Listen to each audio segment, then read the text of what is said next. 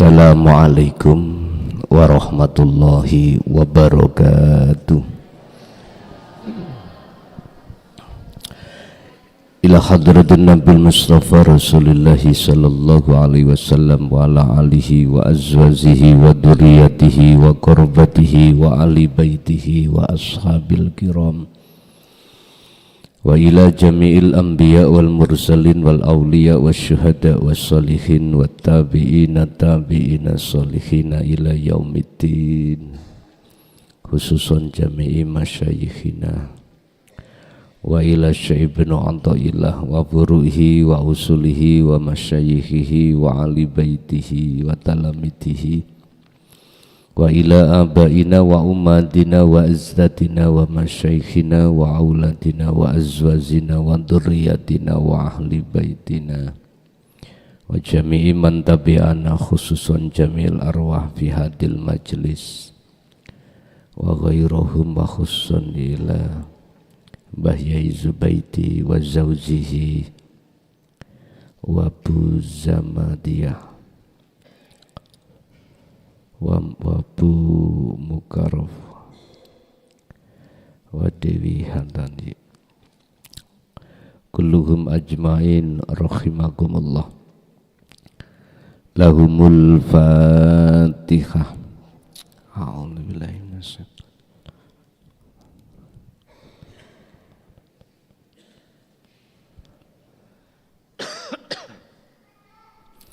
Bismillahirrahmanirrahim. Alhamdulillahi rabbil alamin wa bihi nasta'inu ala umurid dunya waddin. Asyhadu an la ilaha illallah wa asyhadu anna Muhammadan abduhu wa rasuluh. Allahumma shalli wa sallim wa barik alaihi wa ala alihi wa ashabihi ajmain, amma ba'd. Hadratil muhtaramin dumateng para alim ulama, dumateng para sesepuh, bini sepuh, tokoh masyarakat, tokoh agama sewilayah Kabupaten Kediri, Kecamatan Badas, Desa Ngelamong, jamaah ingkang rawuh baik di majelis maupun di luar. Kulluhum ajmain rahimakumullah. Alhamdulillah, Gusti Allah masih andum anugerahipun ing dalu kala menika dengan bentuk kita dikumpulkan dalam satu majelis dalam rangka ta'lim muta'alim, yang untuk malam hari ini kita akan membahas fungsi daripada uzlah, yang itu tertuang dalam kitab Hikam Maqalah 12, di mana beliau Syekh Ibnu Athaillah mendidik dan memberikan satu keterangan tentang masalah wajibnya uzlah bagi hambanya yang dalam hatinya ingin mengharapkan pertemuan terhadap Allah. Maka uzlah niku sebagai persyaratan mutlak yang harus kita lakukan untuk mencapai makom-makom makrifat terhadap Allah. Sebab siapapun kita tatkala belum melakukan uzlah, sifat karakter kita sebagai manusia mesti masih teringgapi sifat-sifat yang dicela oleh Allah, yang bersumber dari mata udunya yang dia tiupkan, yang nafsu tiupkan terhadap hati kita masing-masing. Oleh sebab itu hukum daripada uzlah baik terhadap para nabi, para rasul, kekasih Allah, atau orang-orang yang hatinya mengharapkan bertemu Allah, wajib itu dilakukan. Terus bagaimana caranya kita melakukan uzlah itu? Sebelum uzlah itu dilakukan, kita harus mengerti kedudukan baik secara lughat maupun secara istilah apa yang disebut sebagai uzlah. Bapak Ibu hadirin jamaah rahimakumullah, menawi membawa kitab hikamnya dibuka di makalah 12 gitu. Uzlah adalah pengasingan diri. Kalau kita masuk di dalam Al-Quran itu tertuang di dalam surah Al-Baqarah ayat 256, surat Al-Insan ayat 2526. Banyak Al-Quran yang memberikan bagaimana cara kita untuk melakukan uzlah. Secara lughat kita mengasingkan diri. Secara istilah uzlah adalah meninggalkan situasi ramai. Ramai iki maksudnya isinya makhluk. Ramai itu isinya makhluk. Meninggalkan urusan situasi ramai menuju situasi sepi. Sepi iki maksudnya nggih niki sepi. Makanya di dalam makalah lain, idfin wujudaka fil ardil khumul, tenggelamkanlah keakuanmu di dalam bumi khumul. Khumul itu adalah sunyi. Ini kalau dalam Al-Quran, faktulu anfusakum, matenono sira kabeh anfusakum ing awak dhewe sira kabeh. Tapi mateni niki senes bunuh diri lho Pak ya, senes. Dalam kisah Nabiullah Musa dengan para kaumnya, di mana kaumnya itu pada menyembah atau menjadikan selain Allah sebagai Tuhan, bittikhadikumul ijlah, menjadikan sapi atau anak sapi menjadi Tuhan pada saat itu. Apa yang dimaksud al-ijlah itu memang sapi atau anak sapi lahiri itu? Bukan Pak, bukan. Itu kinayah. Dalam Al-Quran itu kinayah. Secara hakikatnya, tapi secara syariatnya memang ya.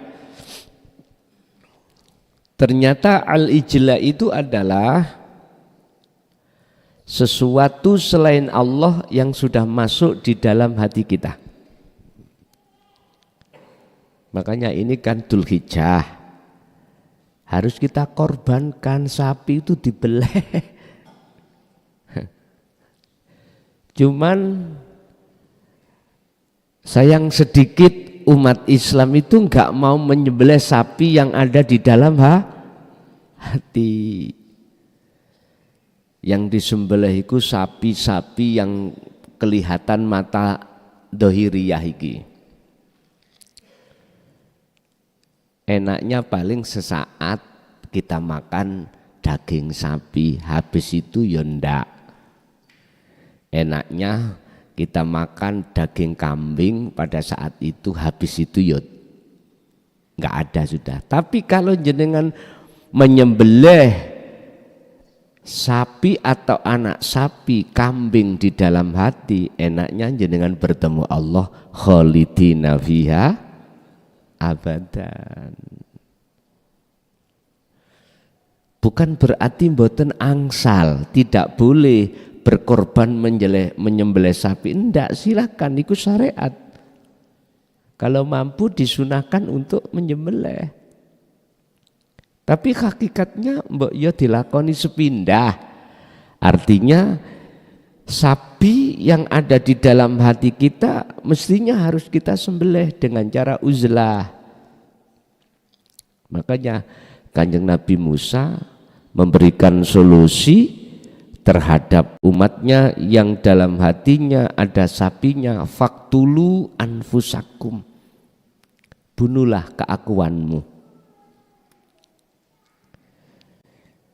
Jenengan nek kerso, jenengan mayoritas lak sampun beat, sampun ada tindakan kholwat, langun lah ngeten lho Pak, nek cara praktek iku.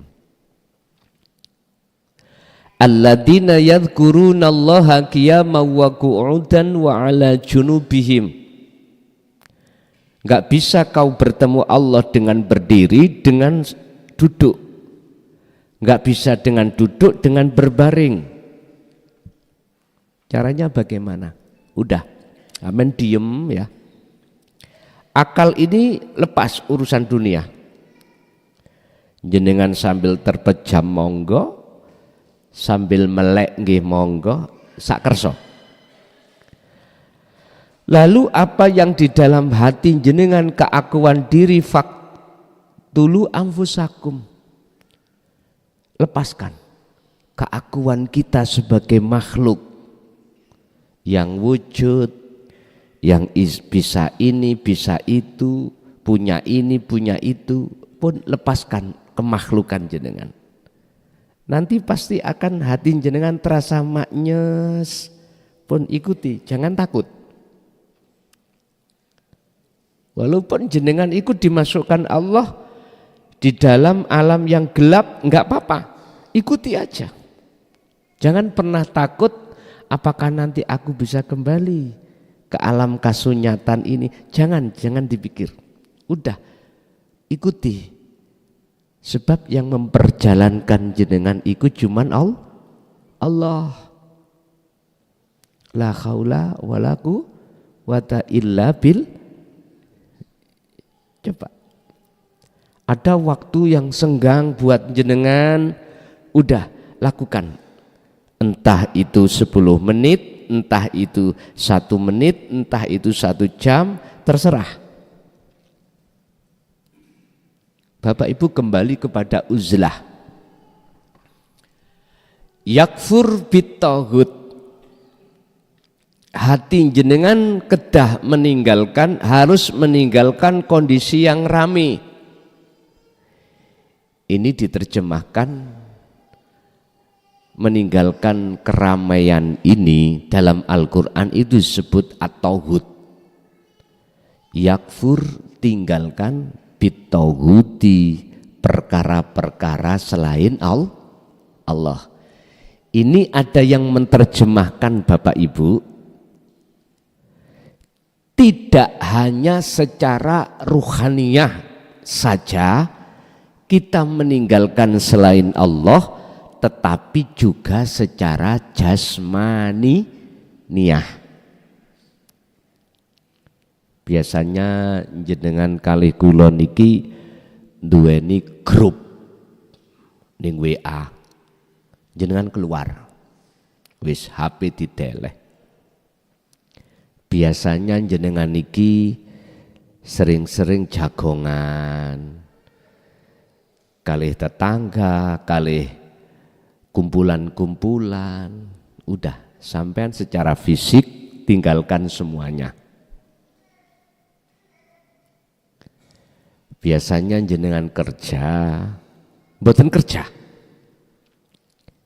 Biasanya jenengan iki saged bicara-bicara rembukan dengan anak, istri, teman, sudah tidak. Ada yang memaknai yakfur bit-taghut itu seperti itu, Pak. Ada. Yang tujuannya wayu mimbillah, menuju papan sing sunyi. Artinya sunyi, wayu mimbillah, jenengan menuju keimanan yang benar-benar terhadap ahad. Urusan secara jasmaniyah ada yang mengartikan harus juga meninggalkan, monggo. Dasarnya juga ada Al-Insan 26, monggo. Urusan jenengan iki hanya meninggalkan secara ruhaniyah saja, jasmaniyah tetep jenengan iki ning papan rame, tapi ruhaniyah jenengan ing papan sepi, itu pun tidak salah. Al-Insan 25, monggo. Cuman pertanyaannya, Kanjeng Nabi bagaimana? Dua-duanya dilakukan.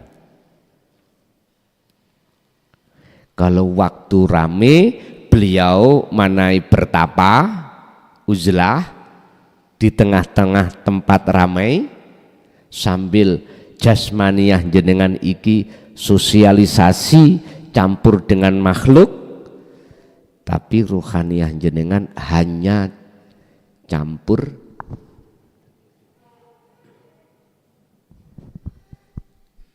dengan urip. Itulah yang kumaksud kul huwallahu ahad, dengan Allah subhanahu wa ta'ala, yang Allah bukan nama, bukan sifat, bukan zat. Monggo. Satu waktu beliau Kanjeng Nabi juga melakukan uzlah, itu tinggalkan secara fisik terhadap urusan-urusan keramaian tadi, sehingga muncul kisah Gua Hiro, ya, muncul kisah beliau ketika saat menerima wahyu. Sakerso jenengan, sakerso. Sebab Allah sampun dawuh anik budullaha wajtanibut taghut. Arahkan selalu ruhaniyah sampean iku datang Allah. Yang dimaksud ayat itu, Allah itu bukan nama. Memang ayatnya tertulis Allah, tapi maksudnya bukan nama, juga bukan sifat, juga bukan zat, tapi yang laisa kamislihi syai'un. Caranya bagaimana? Sudah dilakukan oleh kakek moyang jenengan Nabiullah Ibrahim alaihissalam. Caranya, ini wajjahtu wajhiya, sesungguhnya kuhadapkan wajah ruhku terhadap wajah Allah. Pun di wajah Allah, fa aina ma tuwallu fathamma wajhullah. Ini wajah Allah. Jenengan nek melihat dengan mata kan kosong, Pak. Gini ki sepi. Maksudnya tinggalkan gon rame menuju gon sepi, uzlah, gini ki. Tapi jika mandangnya jenengan dengan ainul basirah, mata rohaniyahnya, justru mboten kosong niki. Sing kosong malah selain niki. Artinya kosong, tidak mempunyai, selain Allah itu tidak mempunyai sifat hak wujud, enggak mempunyai sifat hak kudrat, irodat, ilmu, hayat, sama, basor, kalam dalam sifat ma'ani, enggak punya.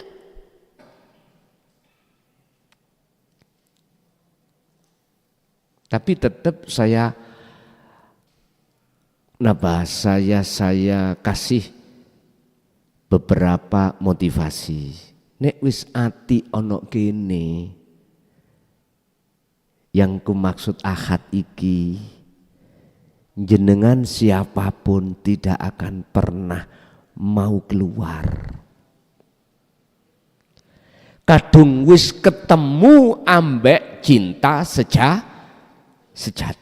Sudah kadung ketemu nikmat yang sesungguhnya. Akhirnya jenengan iki, hati jenengan iku sudah hambar ketika mendengar, melihat dengan kenikmatan yang bersifatkan duniawi, hambar. Akhirnya jenengan suka-suka sendirian secara jasmani. Wis gak patek gelem awor-awor orang-orang, lebih-lebih orang-orang yang tidak menjadikan hatimu ketarik ke Allah. Boten purun. Makanya Rasulullah yang paling mengkhawatirkan terhadap umat adalah tentang iman. Yang dikhawatirkan besok akhir zaman umatku itu tentang iman. Apa? Iman pada selain Allah. Iman terhadap selain ahad. Itu maksud kula.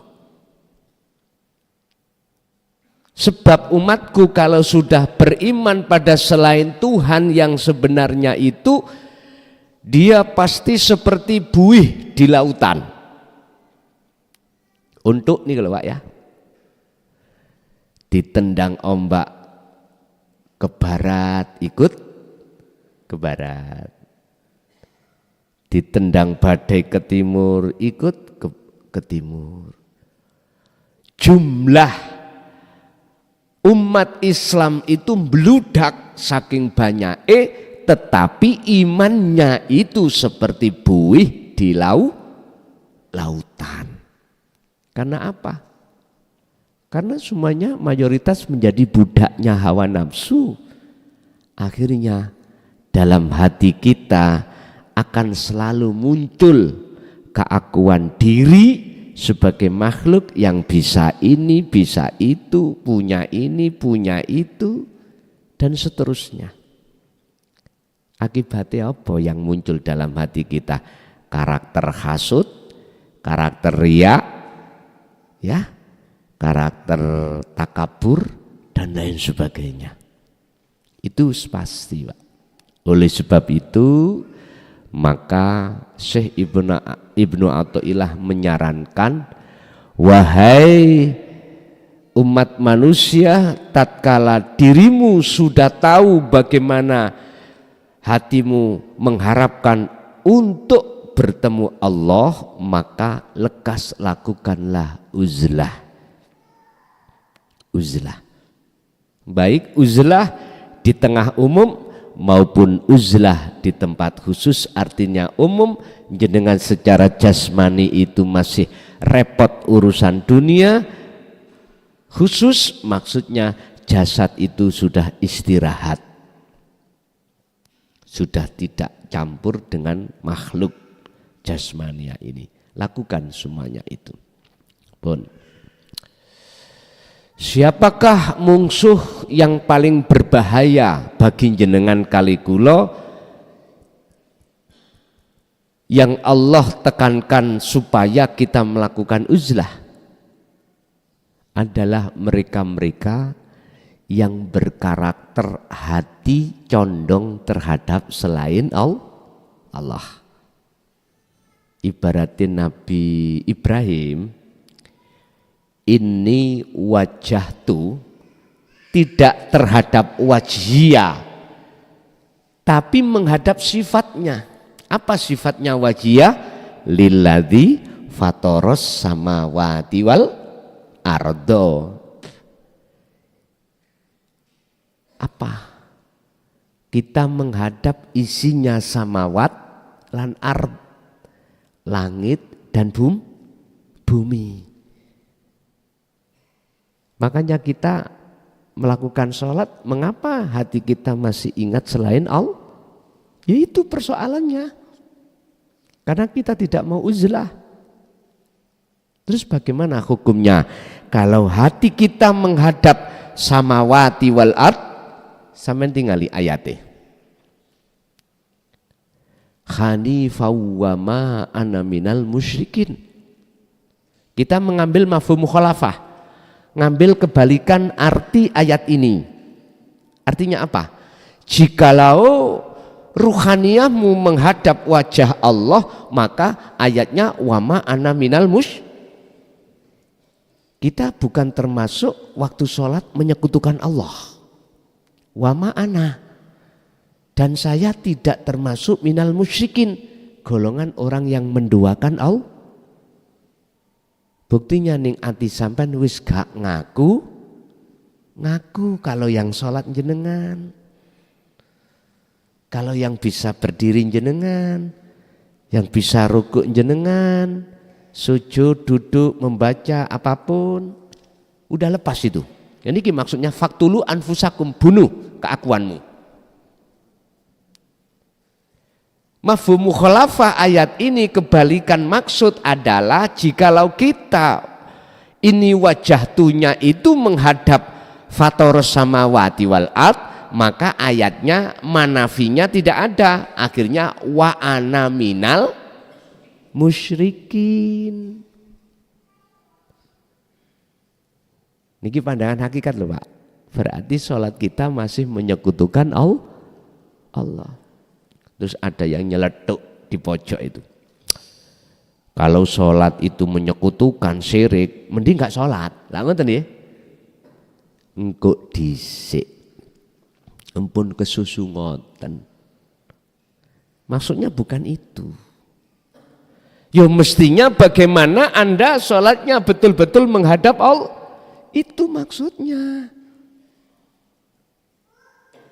Bukan lantas ada sepeda motor rusak kita buang, enggak, harus kita benahi. Sebab ayat lain Allah katakan hafidhu ala sholawah, wajib hukumnya kau melakukan sholat 5 waktu, wassolatil wusta, dan sholatnya ruhaniyah. Dengan begitu waqumu lillahi qanitin, baru Anda akan bisa sholat dengan khusyuk alias menghadap bertemu Allah. Mengapa ini mudah dipersulit? Mengapa cara untuk menghadap Allah dengan mudah terus kita persulit? Allah enggak pernah mempersulit satu masalah, enggak pernah. Yang mempersulit itulah adalah nafsu kita sendiri. Contoh. Kita punya keinginan, Pak, menjadi orang yang kaya. Berbagai cara kita kerja, bagaimana caranya saya tergolong orang yang kaya. Nyun sewu, posisi kita itu masih belum mengenal tasawuf. Posisi kita masih belum mengenal ilmu tauhid. Posisi kita belum mengenal maksud la ilaha illa anta ke ana, belum. Ini sebetulnya kita mempersulit kita.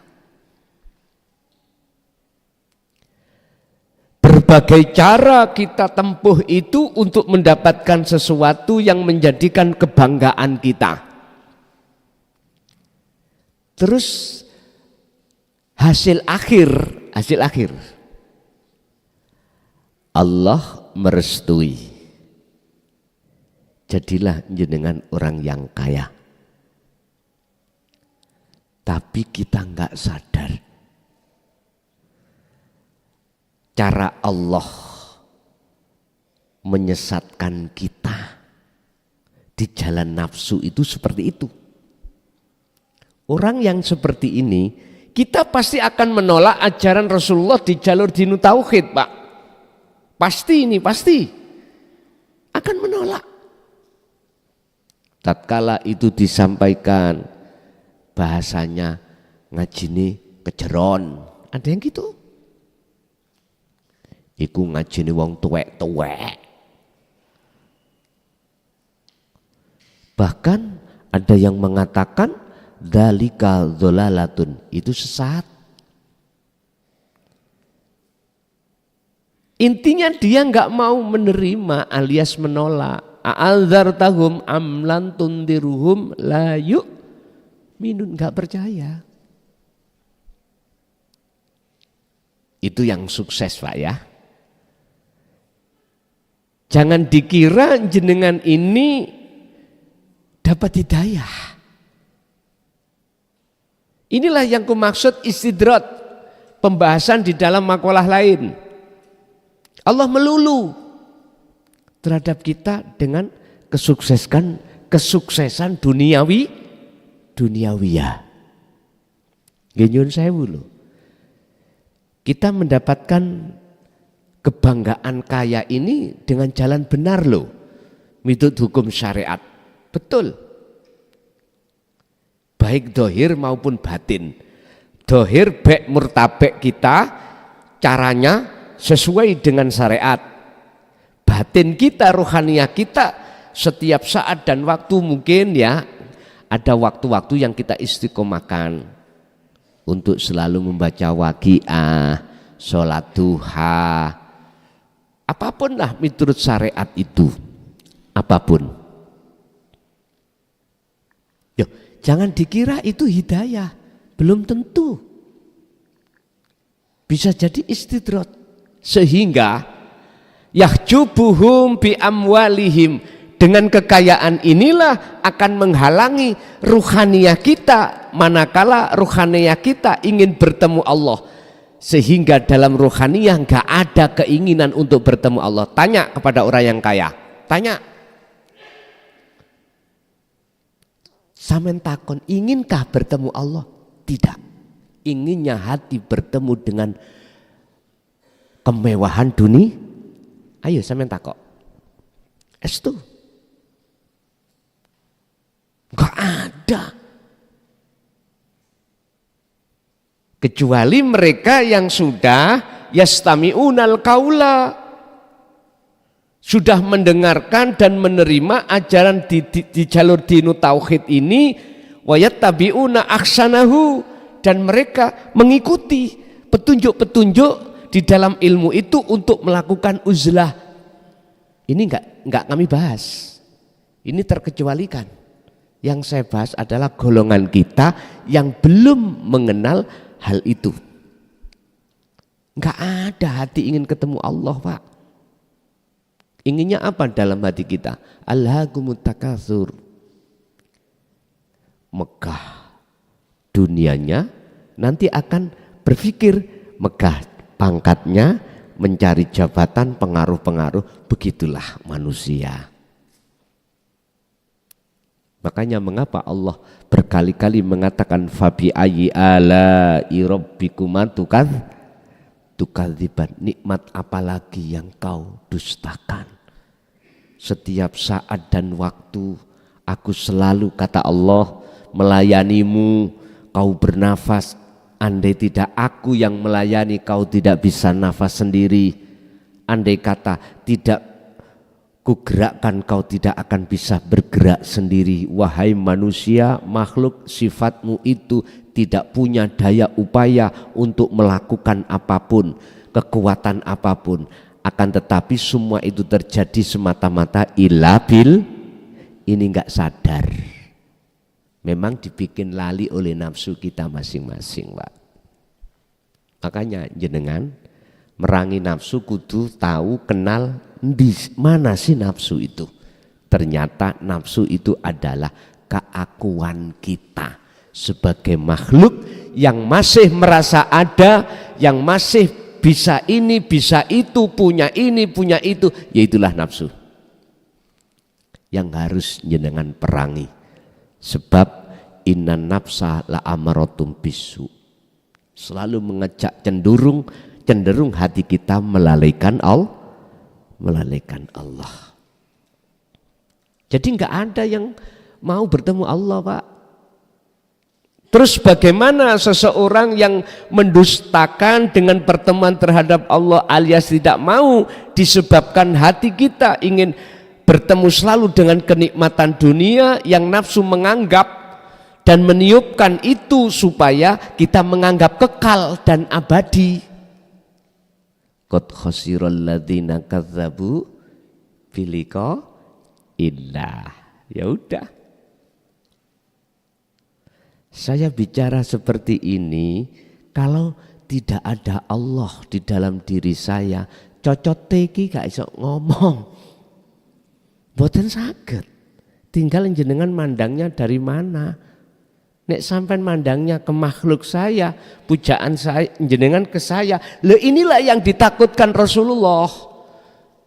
Gak ada ceritanya makhluk satu bisa menolong makhluk lain. Ayo, sampean delok rokok ambek korean. Kalau tidak ada sesuatu pihak yang ketiga, bisakah korean ngorek dhewe nang rokok? Boten saged. Ibuke dikasih Pak blonjo. Imane teng pundi sampean? Sing aweh iku tadi. Pak kebanyakan, lha ngoten nggih. Baik secara akliyah maupun secara kolbiyah, jenengan imane itu pae yang kasih belan. Coba ayo diangen-angen. Tanpa Allah dalam pae, saged tah pae ku aweh belanja? Mboten. Mengapa hati kita selalu beriman pada pae makhluk? Inilah Bapak Ibu yang Rasulullah takutkan terhadap umatnya. Oleh sebab itu Rasulullah diperintahkan Allah dengan tegas, walladzi arsala rasulahu bil huda wa dinil haq, ai dinu tauhid, harus disampaikan. Dalam surat Al-Anbiya 25, Muhammad, aku tidak pernah mengutus utusan sebelum kamu rasul iku, termasuk dirimu loh nantinya, kecuali wajib untuk menerangkan, menjelaskan tentang masalah la ilaha illa ana, ingsun itu yang bagaimana, ahad itu yang bagaimana, kul huwallahu ahad. Ini Rasulullah. Makanya saya berbicara tentang tauhid la ilaha illa anta dan la ilaha illa ana, kok ya disikapi Rasulullah enggak pernah menyampaikan nyun sewu sebelumnya. Bukan berarti saya menyalahkan, enggak. Cuman saja saya tidak bisa berpikir. Kalau Rasulullah tidak menyampaikan, kok ya harus muncul surat Al-Anbiya 2587. Kalau tidak menyampaikan enggak mungkin ayat ini akan muncul, Pak. Logikanya seperti itu. Nyun sewu. Mengapa ada makalah yang mengatakan seperti itu? Jawabannya cuma satu, supaya umat ini digiring ke opini tidak mau bertemu Allah. Pun titik, ngoten mawon. Cek bertemu makhluke, cek nyembah nang makhluke, cek memuja nang makhluke dan lain sebagainya. Terus bagaimana caranya ibu iku mang imane hati itu hanya pada Allah, akal secara syariat tetap mengatakan yang membelanjani iku pae, tapi imane itu Allah di dalam pae. Bagaimana caranya? Uzlahlah, lakukan uzlah, baru bisa hatinya itu mengatakan beriman adalah Allah. Tapi nek wis seperti itu, sing njero ojo dikonang jaba. Madhep nangone pae. Ya Allah, njok belanjane. Ini nengke salah paham. Salah paham. Ditakoki kali bebek. Dek, sapa sing belanjane amu? Allah. Sing ngejakmu amu wingi nang ngene mall sapa? Allah. Niki bahaya. Bener tapi bahaya kanggo orang yang belum seiman.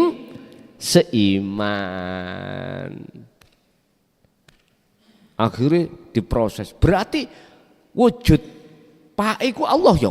Ngono, ra awame wis iki. Gak mari-mari pun. Wis. Sing jero babahe ning jero, sing jaba ae kita ngomong secara njaba. Ngoten. Kita untuk mengkondisikan hati kita tetap sowan ing ngersane Allah, walaupun secara jasmaniah kita mengatakan pae atau ibuke atau makhluk, maka lakukanlah sesering mungkin jenengan iki untuk beruzlah. Allah siapa mereka? Para rasul utawa pengikut-pengikut penerus Kanjeng Nabi. Ajarannya siapa? Alladzina yadhkurunallaha qiyaman wa qu'udan wa ala junubihim. Gak bisa beruzlah dengan berdiri, ya dengan duduk. Dengan duduk kok dengkeen, ya dengan berbaring. Dipermudah Allah. Udah kembali kepada yang sukses tadi. Jadi yang sukses bagi orang-orang ahli hijab niku bukan hidayah tapi istidraj. Buktinya dengan kesuksesan itu hatinya semakin jauh dari Allah dan semakin dekat kepada selain Allah. Nomor 2, kita upayakan berbagai cara untuk melakukan kesuksesan dunia. Man arada dunya fa'alaihi bi ilmin, tapi nyatane kelutek gagal.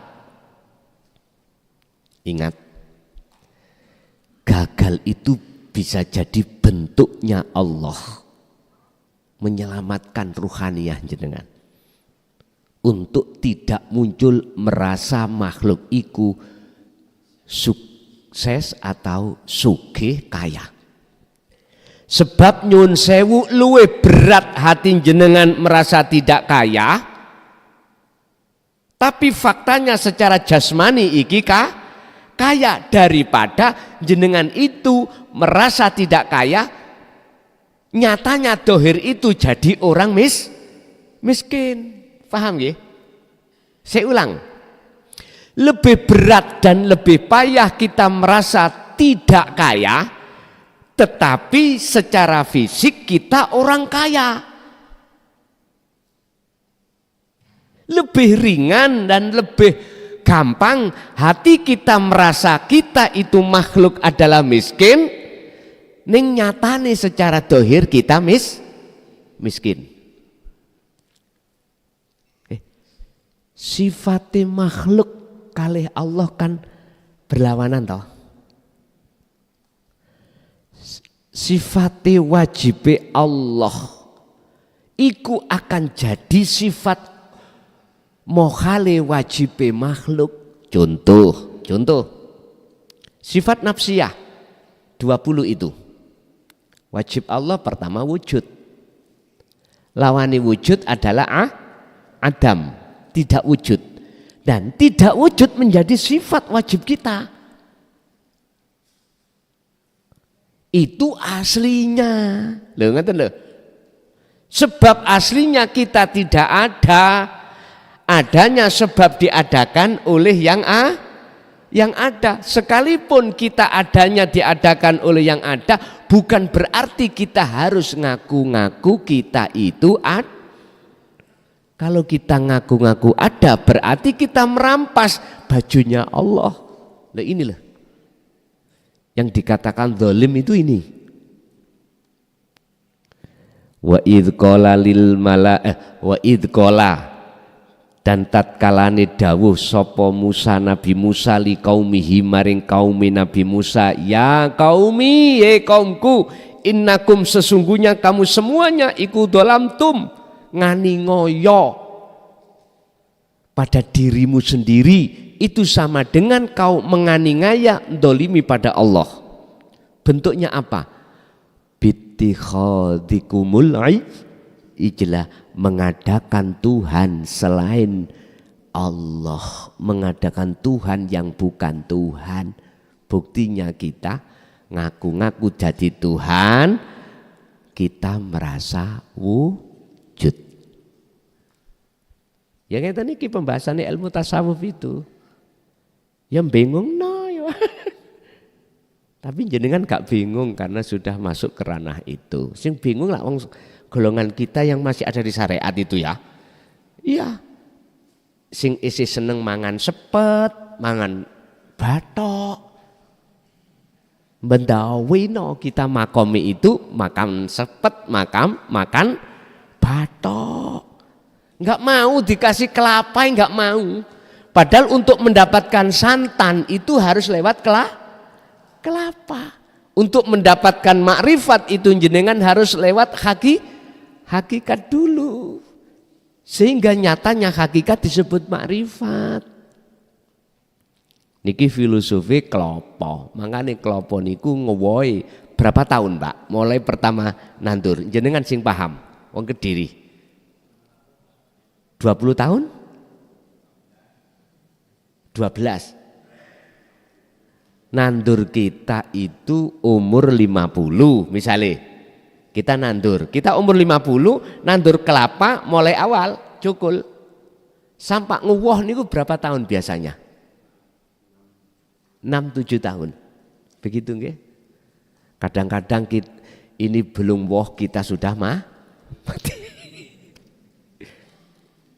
Berarti kita nandur untuk anak cucu. Pun Bapak Ibu hadirin. Nah, ketahuilah bahwasanya Allah menggagalkan maksud dan tujuan Anda tentang kemewahan dunia itu. Sebetulnya Allah itu menyelamatkan ruhania kita. Justru itulah hidayah. Kadang-kadang umumnya lah kok mboten ngoten nih. Mboten. Ya iku salahmu. Salahmu dewe. Dan ya Allah. Makanya tasawuf iku maknane iku bedhekane wangel. Ngene ku wae. Sukses tapi gak sukses. Gak sukses sejatine sukses.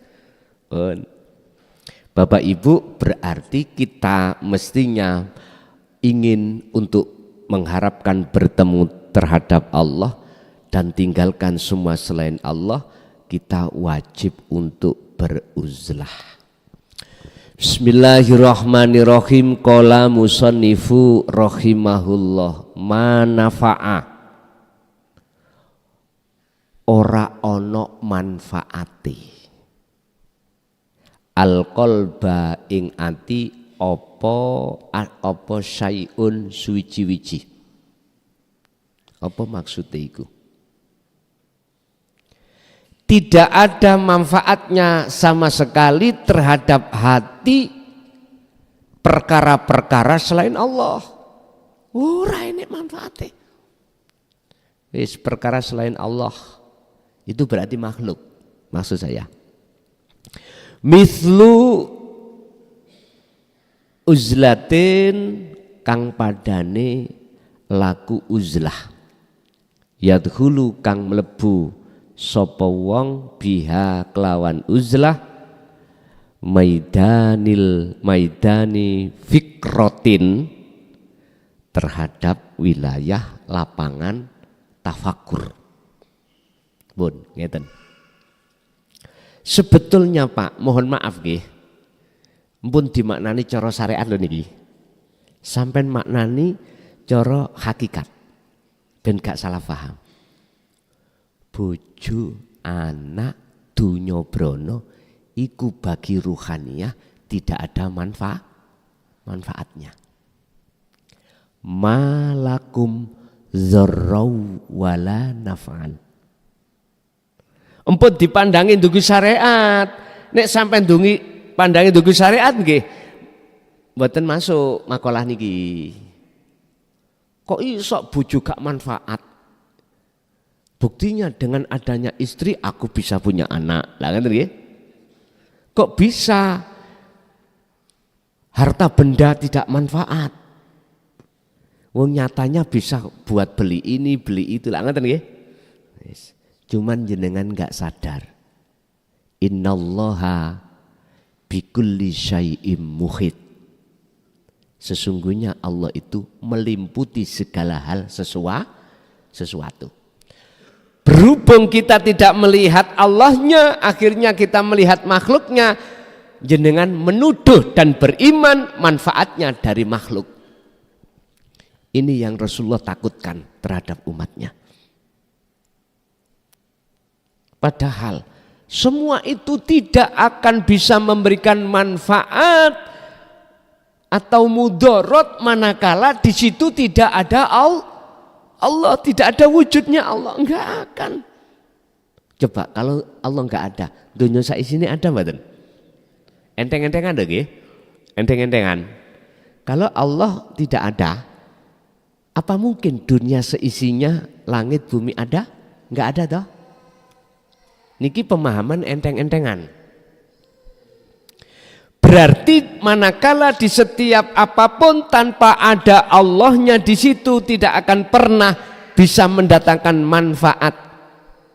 Al-Qasas dibuka terkait masalah status baginda Rasulullah Shallallahu Alaihi Wasallam. Al-Qasas 5 piro?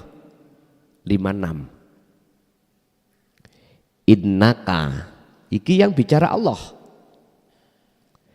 Innaka sak temeni siro Muhammad, ka kembalinya kepada Muhammad, mukhotobnya. Tapi aslinya terhadap seluruh makhluk. Innaka sak temeni siro Muhammad, ikulah tahdi, ora bakal bisa memberikan petunjuk man terhadap orang ahbabta, sekalipun orang dekatmu Muhammad. Ini langsung Rasulullah. Muhammad, sesungguhnya kau itu sebetulnya aslinya tidak bisa memberikan petunjuk terhadap orang lain, sekalipun orang yang kau cintai, orang yang dekat. Karena Muhammad itu status masih disebut makhluk, nggak jauh berbeda dengan saya. Kan ada di luar ada opini gini Pak, tak rungokno ae. Habis itu nek terus-terusan tak jotos. Ngeten. Tak jotos itu tak ilokno lewat WA. Ngeten Pak. Kok gak keterangan dugi Guson?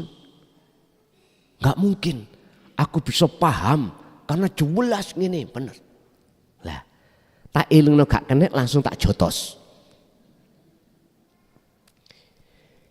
Ini opininya nafsu di dalam hatimu. Bahkan Rasulullah mengatakan innama ana basarum mislukum. Aku ini sama dengan kau, sama makhluknya. Mengapa kau harus muji aku? Padahal aku juga gak bisa apa-apa. Artinya pujilah, sembahlah siapa yang kupuja. Gitu loh Pak, itu maksudnya Rasulullah itu. Oleh karena banyak iman yang masih melihat makhluknya, maka menuduh makhluk ini yang bisa memberikan petunjuk. Syariate yo gak salah, ning hakikate kurang bener lho, ngeten lho. Makanya saya tampilkan aslinya bagaimana. Tapi berat Pak saya mengatakan ini, berat. Sebab rivalnya niku banyak sekali yang memusuhi makalah ini, banyak yang memusuhi, banyak sekali. Ora apa-apa. Lah wong ayate ngeten walau karihal musyrikun Muhammad, walaupun berat kau sampaikan, kau dicaci, dibenci oleh umatmu, tetap sampaikan. Wis, tak tiru Pak niki. Kalau niki wis segonjangan mbalenger, dilokne wong welek, aliran sesat, ajaran sesat. Nyun sewu nggih. Pun belenger, bahkan kemarin sudah saya katakan, bahkan status saya sekarang dipindah anjing, babi. Nah, tak guyu mawon. Nyantai ae, ora apa-apa. Engko nek wis paham lak mboten, ngoten. Wis. Supaya iman sampeyan, pujaan, pujian, penghambaan jenengan iku ben ra kliru, Rasulullah langsung Allah katakan, innaka, sesungguhnya kaum Muhammad itu tidak akan pernah bisa memberikan petunjuk terhadap orang lain sekalipun itu orang dekatmu. Terus sinten yang memberikan petunjuk itu? Walakinnallaha yahdi may yasha. Loh, ini penegasan, Pak. Sesungguhnya yang bisa memberikan petunjuk hanyalah Allah pada hamba yang dikehendaki. Lah ini artinya apa, Pak? Sekalipun itu petunjuk dilewatkan Rasulullah Muhammad, tetapi hati sampai jangan beriman kepada makhluk. Paham ya? Saya tidak ureh-ureh hukum syariat, tidak, Pak.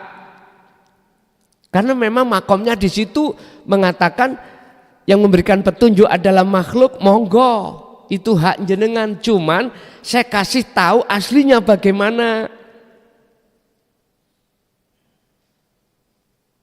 Sama dengan terhadap kita, Pak. Gak usah jauh-jauh.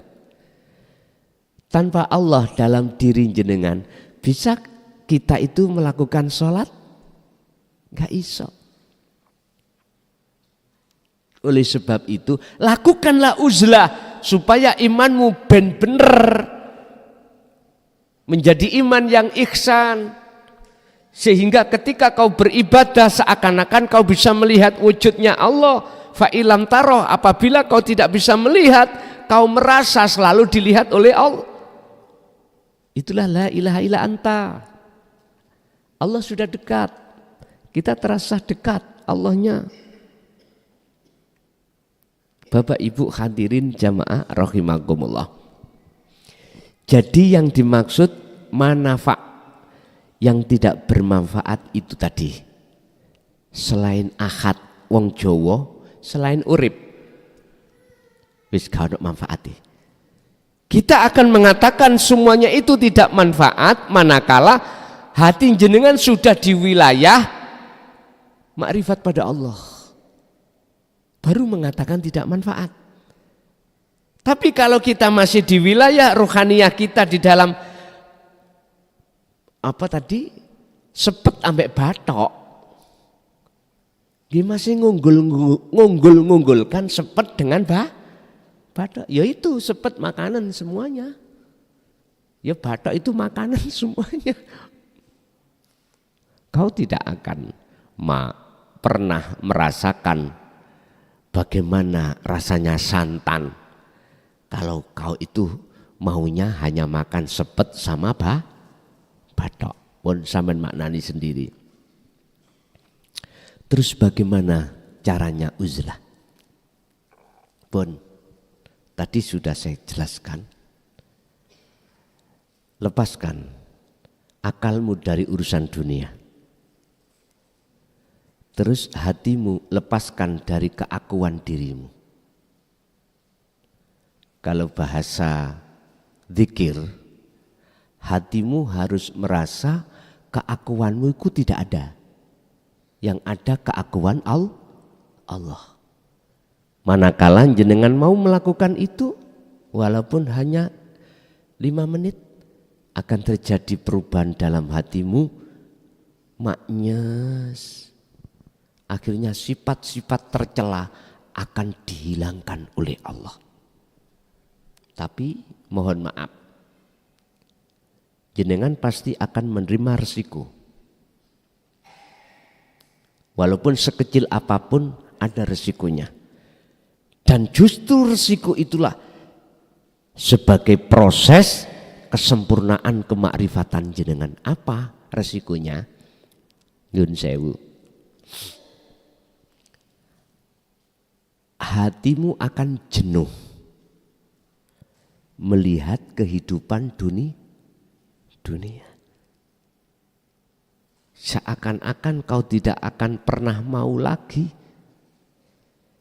baik secara jasmani, lebih-lebih rohani bersama mereka. Gak mau.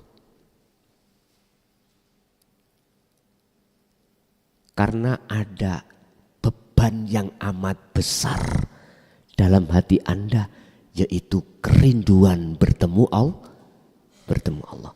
Mboten napa-napa. Mboten masalah. Dan ini wajib menurut saya dilakukan. Yang kedua, Anda nanti akan diperjalankan Allah di dunia alam lain. Ruhaniyah maksudnya. Anda akan dilalaikan terhadap perkara-perkara selain Allah. Apakah istri, apakah suami, apakah anak, apakah yang lain. Udah abaikan aja. Dan ikuti proses itu. Jangan pernah berhenti. Kalau Anda tidak dihentikan Allah.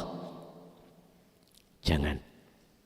Ingat, nafsu itu wa yasudduna an sabilillah, akan menghalang-halangi ruhaniyahmu tatkala mau melakukan uzlah. Pasti. Bentuknya apa? Secara batiniah Anda akan disuguhkan di dalam alam mukasyafah, disuguhkan hal-hal yang bersifatkan selain Allah, yang mengenakkan. Apakah karomah? Ya. Apakah kesaktian? Ingat, jangan pernah Anda melirik. Jangan pernah. Artinya jangan pernah kau mau. Jangan pernah. Sebab tujuan kita uzlah adalah yakfur bit-taghut wa yu'min billah. Tinggalkan selain Allah dan beriman bertemu Allah. Barang siapa yang hatinya sudah ada keinginan untuk melakukan ini, bahkan sudah melakukan berkali-kali, kok ya belum ada tanda-tanda amal arif sing makrifat bertemu Allah, jangan berkecil hati. Ingat, Allah sudah berjanji. Dalam surat Al-Ankabut ayat 5 sering saya katakan ini sebagai motivasi panjenengan.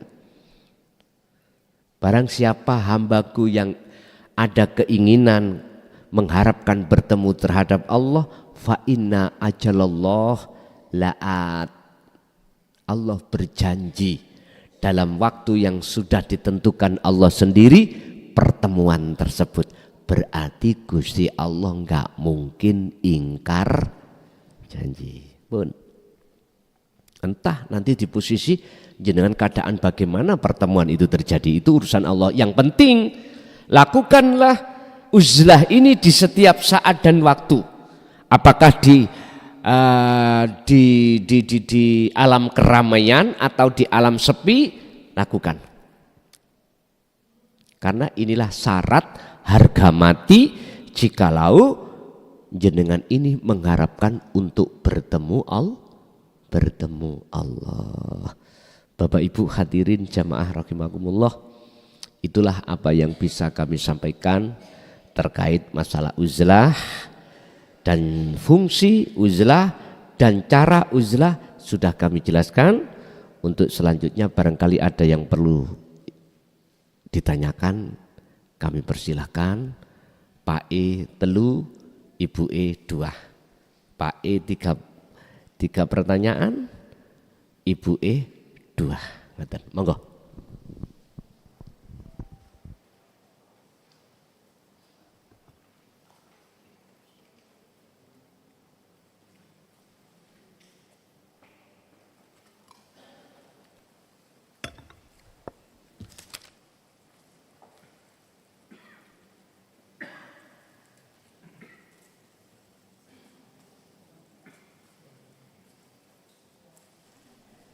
Assalamualaikum warahmatullahi wabarakatuh.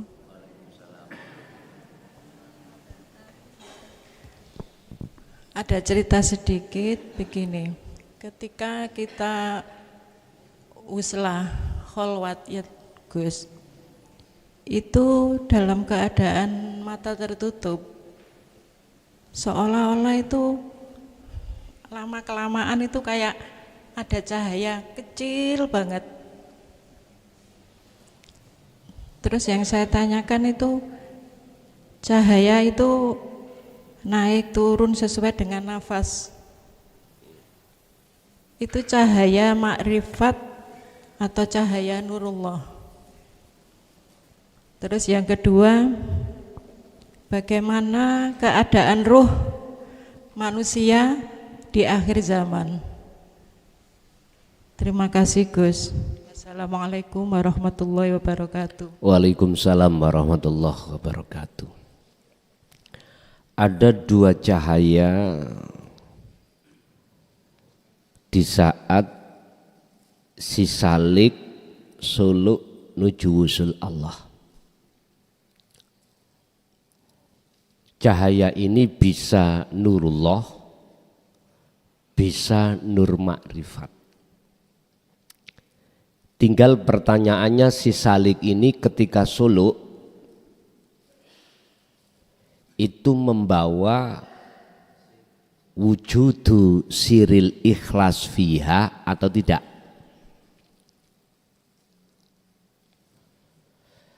Tergantung si salik ini membawa atau merealisasikan wujudnya ikhlas atau tidak. Apa itu wujudnya ikhlas? Cahaya ma'rifat. Inilah yang mendatangkan cahaya ma'rifat nanti. Tidak ngaku-ngaku yang suluk iku dirinya.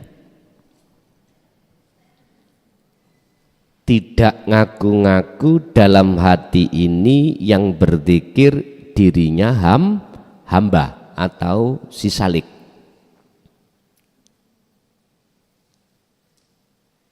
Ini nanti akan pasti muncul cahaya makrifat yang fungsinya untuk membuka kegelapan hati terhadap nyatanya wujudnya Allah.